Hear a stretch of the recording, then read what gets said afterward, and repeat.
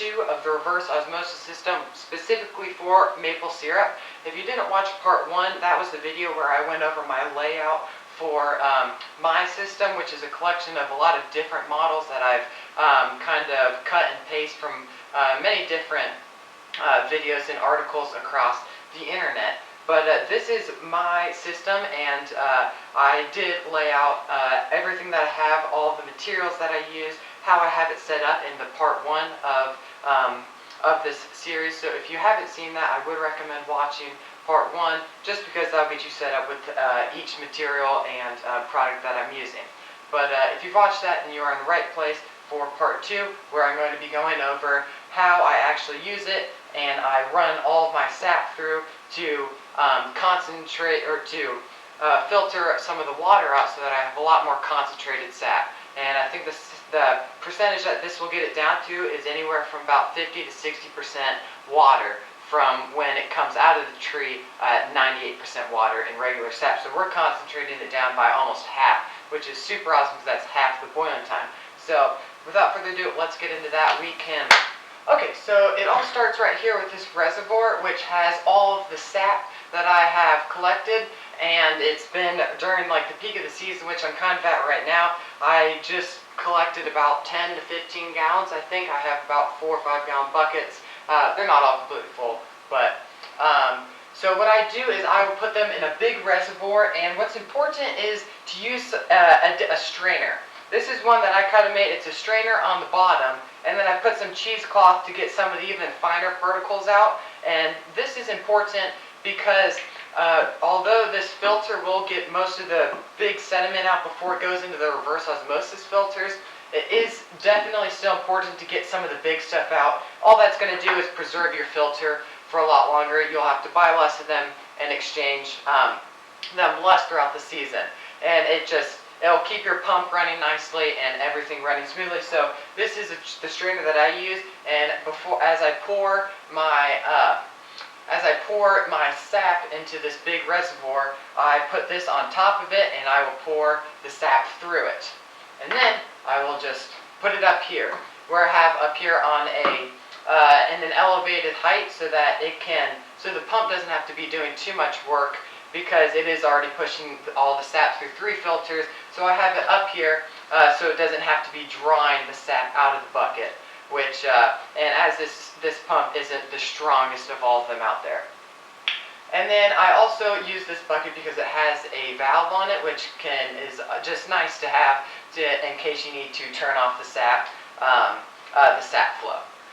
Alright, so now let's start with the rest of the system. Alright, now let's real quickly recap the way that the sap goes after it comes out of the reservoir. First, it's going to take this tube from the valve, and it's going to go through the motor, and then the motor is going to pump that around through this big sediment filter, which gets the big stuff out, and then it's going to come around beneath the filter to your pressure gauge. This pressure gauge is important to manage the pressure and the resistance that you have on the end of your hose via this little valve here, but we'll get to that in a moment. But this pressure valve is important to make sure you don't have too little of pressure or too much of pressure. You usually want to keep this at about 100 to 120. And then out of this Y valve, it continues and it goes to the first reverse osmosis system, the housing, and out of the 2 different exits that we have here, the pink one is where we are going to have the pure water come out, and then this pure white one with the red tube coming out, this is going to be our concentrate sap. So the blue is going to be our permeate, which is the pure water that was passed through the filter, and then we have this red tube, which is going to be the concentrate sap, which is the sap that we want because it had some of the water taken out of it and would usually be discarded in a traditional reverse osmosis system, but since this is for maple syrup, we want to keep that because this will be then later ran through another filter and will concentrate the sap further to create a higher sugar percentage inside of the sap. And then it looks the same on the outside on the bottom of this filter, where the pink ending just goes into another different Y valve right here, and then comes out, which will go into a pure water bucket at the end, and you will want to keep that, and I'll go over why towards the end of the video when you are flushing your system. And then out comes your last hose, which is this concentrate hose, which will be going into your big concentrate bucket. What is really important is this needle valve right here, which is used for regulating the resistance at the end of this hose to ensure that there is enough sap or water being pushed through and extracted from the sap through the RO membranes, so that you actually are having some of that water removed from your sap, which is the whole purpose of that. Because if the needle valve wasn't here, then there would be no resistance to actually force some of the water through the reverse osmosis system and out and away from the sap. Alright, so first we're going to start with plugging in our motor, which is definitely important to turn that on. This thing will start spinning, and then we need to then turn the valve to start having the sap come through, and then you'll hear that start to pick up. You'll hear the water start moving through that, and as long as you don't have any leaks through your quick connectors, you should be all good. I have a little bit of leak due to the duct tape, but that's okay. And then you can start to see right here that the sap and the water level is filling up just a little bit. And remember that this flow is going from this tube around, and because it's kind of backwards for this filter. And then as this is coming through, we can see that our pressure gauge is about to go up as this fully comes through. Alright, and sweet, now we're there. Now the pressure gauge is going up ever so slightly. It's probably going to be hard for you guys to see, but it's at about 20 right now. And the way to get this up to about 100 and 120 is to put some resistance on the end with that needle valve that I was talking about, which is going to be going into your two buckets, your concentrate and your permeate, which is the permeate is going to be your clean water, the concentrate, which is your more concentrated sap. So let's go down and look at those buckets. Alright, so down here we have, this is our red one. As you can see, there is a perfectly good steady stream there. And then over here, this is coming out of our, this is coming straight out of the reverse osmosis membranes. And what we need to do, this is pretty well dialed in, although, because we can see there, that's about equal to here. And although you want them pretty much about exactly equal. And that one just looks to be a little bit weaker, so what you're going to do, over here you're going to put a little bit more resistance on this. And as you put a little bit more resistance on there, you'll see that had a less of a flow, and this one has a little bit stronger of a flow because it's not letting as much sap flow through, which is then putting more pressure on the pump that we have up top over here.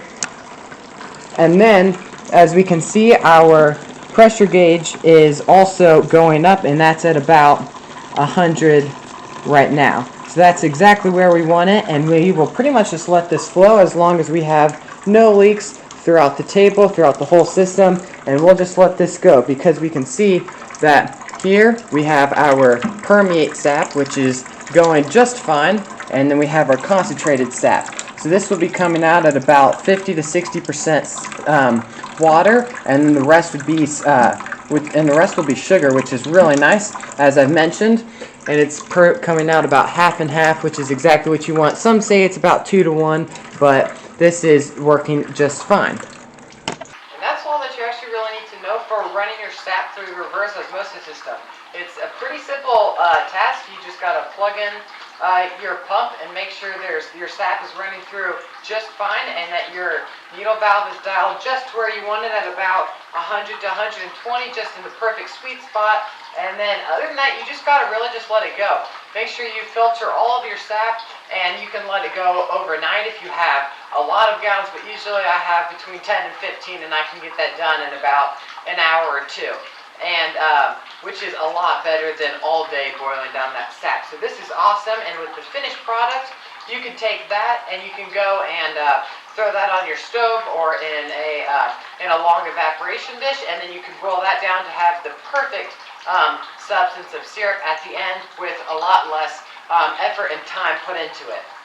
And the one last thing that I do want to mention is at the very end of running your sap through your system, after every single time that you do that, you do have to flush your system with the pure H2O permeate water. So that's why you don't want that to just be going in a sink or anything, because you will want to take that nice clean water, and you'll want to put that into your big reservoir bucket that you have up here, and you want to run that through and that is to clean your RO filters and your big sediment filter, and that is just because those big sugar molecules will get in the way and clog your RO pores, and after a few runs, if you don't rinse your filter out, then your RO filters will become clogged and gunky, and they won't work anymore. So it is really important that you do take that clean concentrate water that you have down here that's coming out, and that looks very nice and perfect. Put that in there, flush your system one more time. I do it anywhere from 5 to 10 minutes, just to really make sure that my RO system is taken good care of, and that it can last me for many years to come. And other than that, that's pretty much all that you really need to do. If you have any questions, please put them in the comments below. I'd love to answer them. I know it's a small channel at the moment, but I really do hope to make this grow out, because I have a lot of hobbies that I'd like to share with many of you guys. And this system is a big game changer for making making maple syrup, no matter if it's a hobby or if it's professional and you sell your maple syrup. This will just allow you to be so much more efficient. You can do two things, multitask at the same time, and it's a really great system. So if you haven't yet fully made a decision on this, I would just say if you process anywhere above 10 or 15 gallons in a whole season, I would say invest in this, because this system only cost me about $225, and it was a great investment.